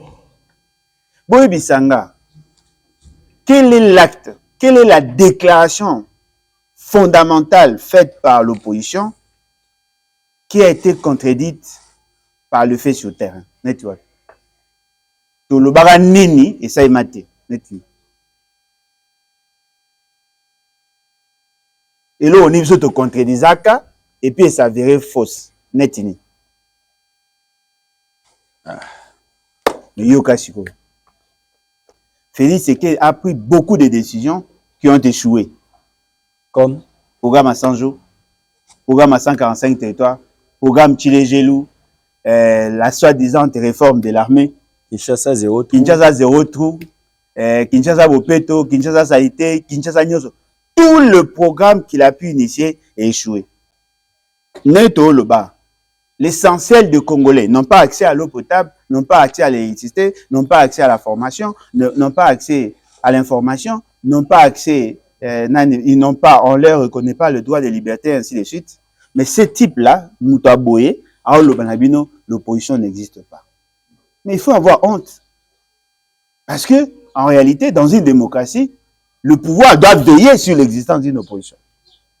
Mais bon, il y a l'opposition Kotokemba. Oh, mais Kotokemba, parce que Bazara Mayele était. On les a opposition à Mayele. On n'est pas dans le même contexte. Mais aujourd'hui, on arrête les opposants pour une complicité. Non, mais voilà. On comprend que certains opposants sont en complicité avec les forces. C'est ça l'antinomie. C'est ça l'antinomie. Félix Tshisekedi prétend avoir fragilisé l'opposition, mais il se plaint quand même du comportement de l'opposition. Babi. Non, dites-moi, non, dites-moi. Cybercriminalité, on a. Ah, il y a un égal au fourchette. Bah, ça, il est pas tout barat. Il y a Zané, l'autre. Attends, qui pouvait croire il y a 10 ans passés qu'on ben minok baro kangaï facilement, boy. Au moins, bah, preuve, n'a pas yo. Les caractères criminels et la gouvernance a fait c'est que. Non, mais là, on imagine. Bah, l'accent qui est là. Mais là, on imagine. Obem Minaku fut le président de l'Assemblée nationale. D'ailleurs, il est le seul président de l'Assemblée nationale qui a duré longtemps depuis la troisième République. Ouais. Il a fait un mandat plein. Il a fait un mandat plein avec tout ça. Il a fait un mandat. De 2012 à 2019. Il a fait un mandat. Nandam. Il est arrêté. Pour des faits non avérés. Un ancien Premier ministre, un ancien vice-premier ministre, ministre de l'Intérieur, président leader d'un grand parti politique, bon, pas leader, candidat à parti politique, candidat président, et puis Azaki, secrétaire permanent, il y a PPRD, on l'arrête. Onokomba, simple communicant, membre de la structure, de la force de la société civile, ancien membre de la parti politique, on l'arrête. Maman Marie, on l'arrête. Bon me poser ce question. Si l'opposition est faible, telle que lui prétend, et pourquoi lui s'agite devant les déclarations de l'opposition? Ici et là, on parle maintenant de la trahison. Onokomba aurait, parce que je ne l'affirme pas, mais aurait lancé un message soutenant le Rwanda. Et ça quand même, c'est impardonnable. Mais on est en face de deux régimes, deux gouvernances. À l'époque de Laurent Désiré Kabila, Fabien Kousouanika votre confrère Azarana Belgique, que a salé l'émission avec Étienne Tshisekedi opposant, a posé la situation à Est. À cette époque-là, nous étions dans une situation de guerre.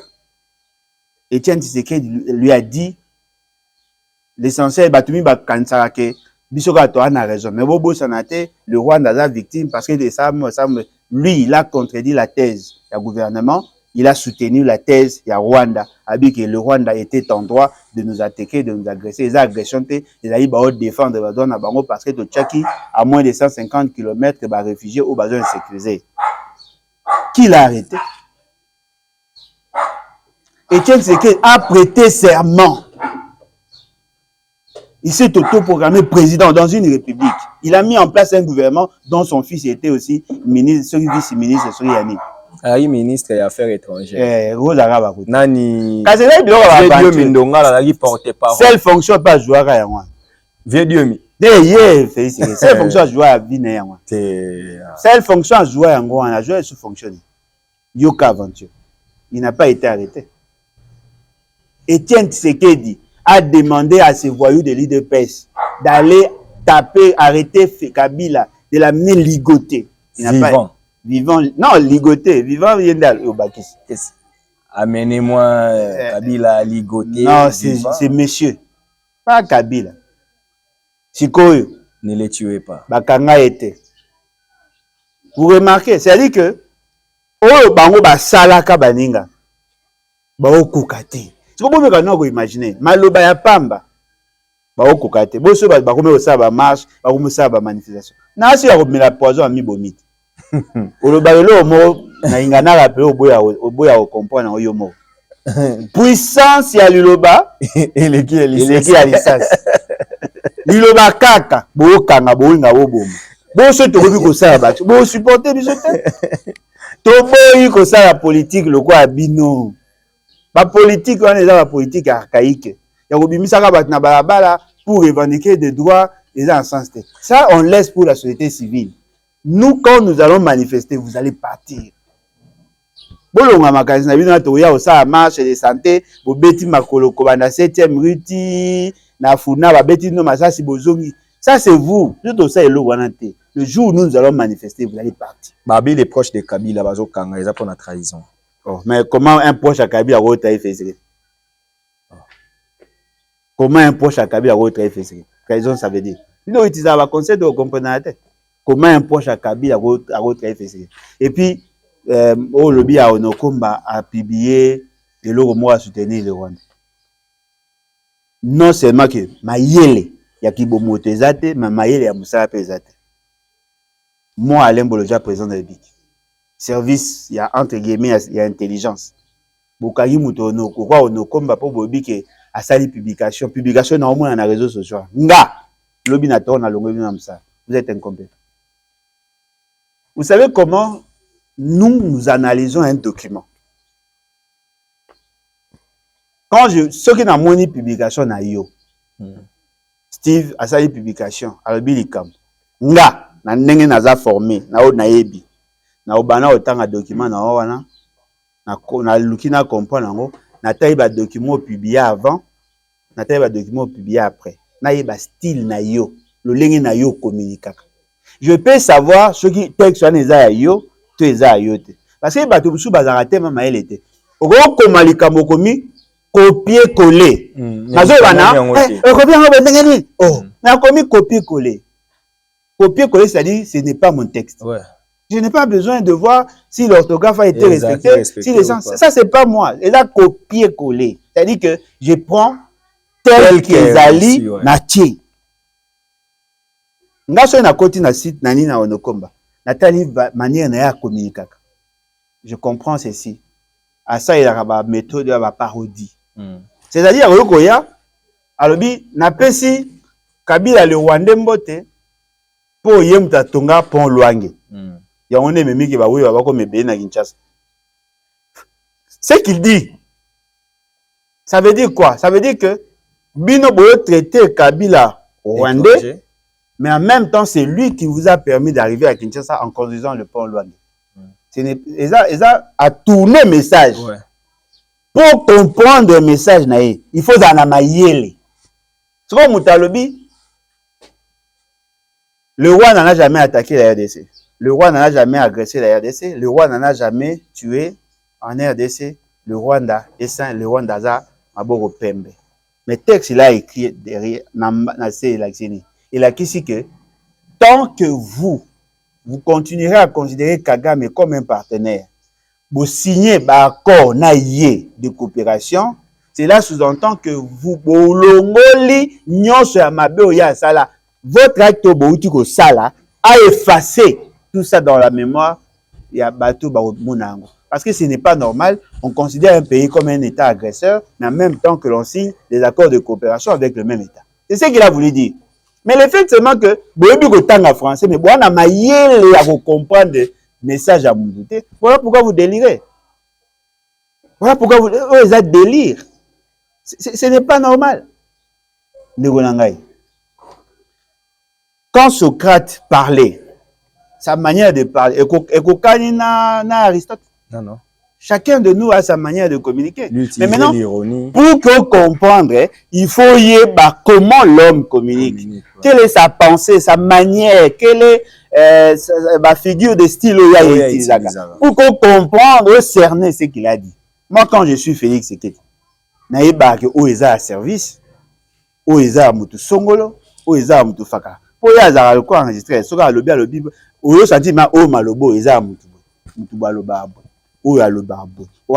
Moi, je peux identifier comment il dit. Mais quand on lui tend le micro, tu vois, quand il parle seul, c'est-à-dire qu'on n'a pas préparé tant de micro. C'est ça, Félix Sekedi.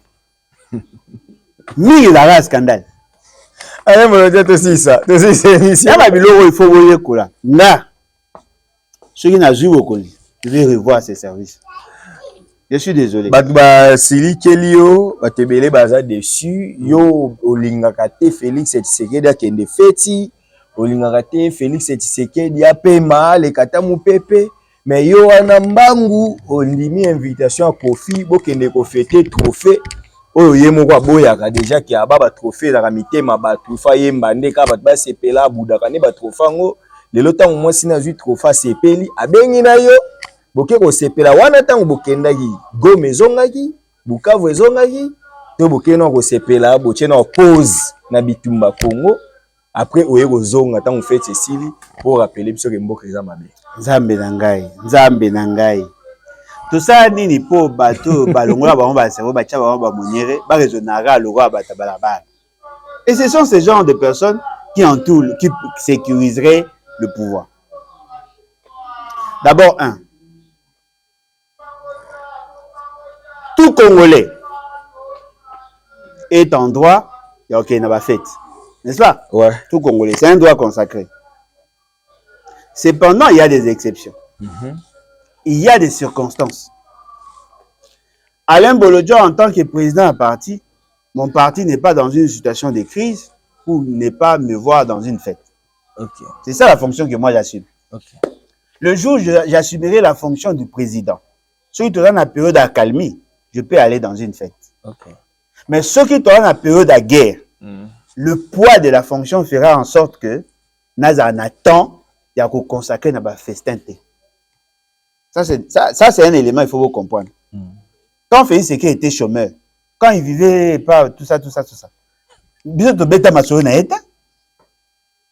Lorsque vous assumez des fonctions d'État dans une période où le pays est dans une situation d'instabilité, on ne peut pas tolérer vous voir dans le festin. Si on a posé une question, ba confie au bino boza on a confie. Au bolo ba makamba ba trophée, bozo ba mambebe. Vous pensez que ça m'intéresse en quoi? Oh, non, attends, ce qui n'a yebi, ça m'intéresse en quoi? Relation à ngana trophée, ça relation bino bo beti la ngama sota. Attends, ce qui a linga trophée te. Attends, ce qui a linga bino te. Attends, ce qui bino linga musique na été. Relation à ngana trophée, ça relation professionnelle. Et ça relation à pire vieux à pire petit, esprit simbi, c'est tout. Et bon, vous sentez ngana toi notable. Il y a grand Équateur. Ah, on est pas notable. Tout qui na cadre de notabilité, tout qui peut na cadre bana commune moko. Ya avinanga ya Montikil, nga pe na petit na Montikil, tout ko yebana. Comme pe ko za via CPA nga pe na o dem na CPA na e, tout ko yokana to kutani to solo. Ce qui est important, boye baboye, parce que na ki ba te ba loba. Alain Bolojua n'a jamais fumé. Alain Bolojua ne prend pas de l'alcool. Alain Bolojua abinaka ba gospel. Alain Bolojua n'est pas un jouisseur. Renseignez-vous. Renseignez-vous. Qui m'a déjà vu dans une vie d'ambiance? Ça va ngota? Na linga baste? Na mela masangate? Na bina pe ba musique nyoso te? Na mela cigarette, na mela banga te, na mela soki shisha wana te? Moi la mai. Ka mai na coca. Na ko mela air moko vitalo. Na ko mela ba sucre musu mais masanga o ngana melaka. O mutu to ayebi na melaka coca. Bien que na osala effort na tikango, na melaka coca, na mela mingi ne mai. Alors, bon mais quand on imaginer, Kofi n'est pas n'importe qui. Il t'envoie un message. Abi mon jeune frère, na inyo honorenga oya na activité toza ko organiser soirée moko pona nini ya mamasi, la meilleure voix féminine africaine. Ato boy mitalio. Ngade yana lobby. Okomi fan. Et la fan ten na lobby. Oh mais vous pouvez ngande le contraire. Toleka. Na lobby te que depuis musique e banda te. Lelo ndenge zawa na Congo, mwasi o aleki mamasi azate. Na musique o ya bango pas gospel. Na musique na bango azate. Au sein de nos succès, nous avons Kalayamaka, ça c'est ton problème. Je parle d'aujourd'hui. C'est comme aujourd'hui, les jeunes qui a le vent en poupe, pour les gars Fali, azate. Dans le but, est-ce que dans le bien, Fali m'datininga? Et puis, sur la voix masculine, il y a qui toque le café, répé, azate. Dans le but, est-ce que tu même? Bien que na sepelanga ba musique na bango anate, mais ce sont des évidences. Il m'a appelé, j'ai répondu à l'invitation. Bien que Mboule Ngakiri a gâché, heureusement que c'est un homme organisé, discipliné, a coûté à Mibiso avec honneur. Ici, le quoi à peine a eu fan d'attendre moulaïté par cause de l'insécurité. Na FC vie, moyen à où mais les athées, il faut nazon. 21 nazon, il n'a qu'un anda, c'est tout. Bango va continuer à bango, la meilleure ba champagne, na ba verre, la bande ba mela. Ce qu'on gagne à mela coca, na ou fan na remela 3 bouteilles à coca, na fait monter. Moi, c'est quoi la différence, hein? C'est quoi le problème, le jour où je vais assumer la fonction du président, ok. Ceux qui me disent dans la guerre, na ok fait tité. Ata ya Kofi. Ata ya maman nanga. Na ok ta? Na ok ta? Boye ba ilo bo. Na komona bien te. Bien vous allez oh. Combien de gens organisent leurs fêtes? Na réponse bon? Na réponse bon te? Maman sumi na yo na otoke na ba fête ne ko bina mbembe so moi na balaki. To serait qu'après d'aller na période de guerre. Mais ce que ça qui n'attendent pas avant que nae. Mais fait ce qu'il y bango. Ce qu'on dit mi mandat à l'état 5 ans tout ce qui est jouissance bossana. Oh ce qui na moni moi na moko azole la première na maman na yeba bomiye na opesa ngakanda. Eza ko tumambo ozo na ba black tea na osilika. Comment moi na muti azoluka ba sécuriser maman na ye yo ke ko bina. Bobi passe ça là bunaga ezoko ya fesi kaza na Bujumbura aobina. Ça n'a pas si makasi. C'est lui qui doit prendre la décision au Conseil supérieur de la défense. Il n'est pas là. Baobo makamere, batini babo makamere, fait ce qu'il bazali sur une fête. C'est pas normal. Boye barande temps. Ba chômeur na ju Amis Magutano a fêté 44e anniversaire na. Est-ce qu'il n'a reproché? Un EPC. Un EPC. Mais sur les aïe que Aza chef d'état-major général et qui a des opérations il y a qu'une fête. N'a loba. Et ça par rapport à la fonction, et ça par rapport à l'Ibomototé. N'a pas fait c'est injuste. C'est beaucoup de déjà le bar. Beaucoup tu aimes. Mais oh et tout le temps masolé à pays c'est que le président. Et c'est le monté. Aussi c'est monsieur. Tu vois bino beaucoup ça a fait c'est que conseil bino mo bwana maela ndam. Émission on a les récits. Et si là. Mais ba ko ça maele. Ba zona na kwa batuma balabala. Ah, voilà. Donc, yo ke na la fête. Et fait c'est que sur la fête mabe. Mais bon ngane to à niveau moko ya présidente. So peut-être so bongo bisanga ka chômeur. Voilà, au moins oyebi ye na ki président ndako kete. Donc yo peut so comme président. Papa, si y a calmie. Si y a calmie, OK, na fête à mutu. Mais si y a la guerre, il peut pas. OK, so yo oza concentré na bambe ya Robina et puis a umela na fête ya. Bambe ya ko umela wana na fête ya. Ah, yo kana ibisayo ngana yo azo ibisayo te. Nakutana na mutu awala kisanga vidéo ya fête na 3h30 pays c'est gars na salle. 3h jusqu'au réfléchissant ni. Bon quand pour quelques heures wana ni. Oh ben yo que tout ça sérieux. Un président et bien au Lex à 5h na fête mort. C'est dans ce sens là. Au yo côté au présenter la civilité et puis aussi OK parce qu'on suppose que tu n'as pas le temps na ba loisir. Yo wana le beloko peut-être les un peu suka émission pe yango suka net aussi ces émissions na le beloko. J'ai constaté le seul président qui s'est rajeuni en fonction, il avait fait ça. Il ne sent même pas le poids de la fonction. A commis chiquement, vous imaginez. Pour se commis bien, a commis jeune, a commis élégant. Mais comment ça se fait que tu viens de passer 7 ans en fonction, au commis qui tourne au collègue, non, il y a rien à beaucoup. Et là, en ce sens, Obama a vieilli, Abimi Mukolo, Nani Macron est de ma génération. On a le même âge que Macron. Bis on a pas fallu tout à âge mort, on a pas dit Boudim tout ça, on a pas âge mort. Macron a vieilli. Alain Bolodja a vieilli et c'est que c'est rajeuni. Donc il a dans la société. C'est pas possible. Franchement, c'est si dans la société. Donc il dans la société na moka bobo dans la société. Un pays a problème. Ah, c'est et puis Amko le nombre 12 ans. 12 ans. Non mais yo attends. On va presque né mon ba Miss Makutam. Et là en sens Kabou a vieilli. C'est rajeuni. C'est pas possible. Non mais Joseph Kabila peta Mayaka. Mais t'as là Joseph Kabila na ko. Comme le un monstre, malgré fait des ordres et tout ça. Dépassé, mais lui dans un pays à problème, il rajeuni. Oui qui moko et ton ndako. Bon nyonso ya Congo et ton a fait ici. Ah, beaucoup ma jeune et là si que on a nous soucier l'autre. Ça c'est méchant. Ah méchant c'est la vérité. Merci ingénieur Zali. Pour la fonction Zali. Ah, pour la fonction Zali. Biso za mo fa na parler boy.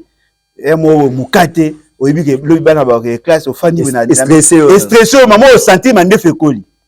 Mais fait ce qu'il dit jamais a okoma pour le roi. Et puis c'est que c'est pour bazara mi balé muso azo vieillir mais ya okoma jeune. Bizarre. C'est ici. Mandeko, écoutez très prochainement pour un nouveau numéro de votre émission Masola Poti. Vous avez